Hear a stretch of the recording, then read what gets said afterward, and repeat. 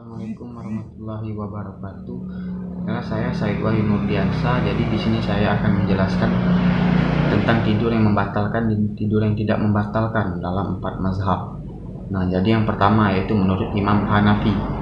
Nah, yang mana menurut Imam Hanafi ini berpendapat bahwa tidur yang membatalkan wudu adalah tidur yang tidak merapatkan pantat ke tempat duduk atau lantai, tidur dalam posisi miring, bersandar atau tengkurap karena posisi miring dan sejenisnya itu dapat menyebabkan semua menjadi sendi lunglai. Oleh sebab itu, jika seseorang tidur dalam posisi pantat yang merapat ke tempat duduk seperti tanah, maka ia tidak membatalkan wudu. Nah, jadi itu menurut Imam Hanafi. Nah, yang kedua yaitu menurut Imam Maliki. Jadi menurut Imam Maliki ini adalah tidur yang menyebabkan batalnya wudu adalah tidur yang diiringi dengan hadas.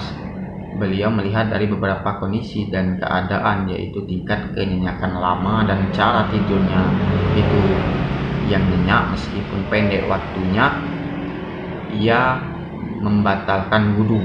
Akan tetapi tidur yang tidak nyenyak meskipun waktunya lama tidak membatalkan wudu.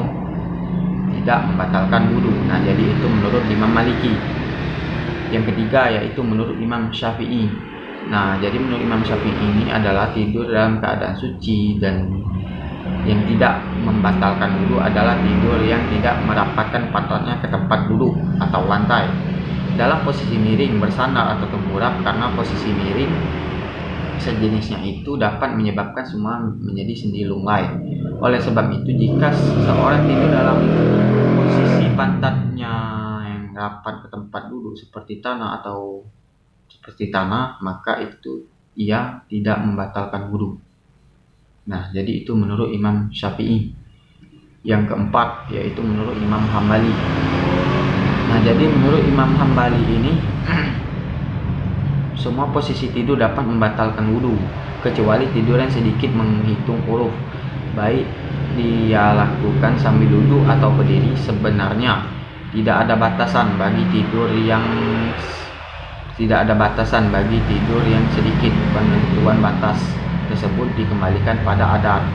Oleh sebab itu, jika seorang yang tidur dalam keadaan rapat pantatnya ataupun dengan cara lain kemudian terjatuh, maka hal itu dapat membatalkan wudu. Sekiranya tidurnya merasa ragu dengan tidurnya, apakah tidurnya banyak atau sedikit, maka hendaklah ia menganggap dirinya masih suci, karena keyakinan tentang kesucian dirinya dan keraguan hanya terdapat pada batalnya saja. Seandainya ia bermimpi dalam tidurnya, maka tentulah tidurnya itu nyenyak.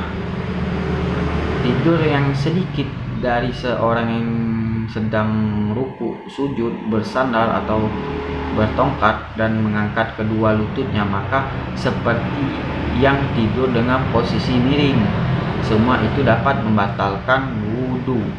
Nah, jadi itulah penjelasan tentang tidur yang membatalkan dan tidur yang tidak membatalkan dalam 4 mazhab. Baiklah, terima kasih. Wassalamualaikum warahmatullahi wabarakatuh.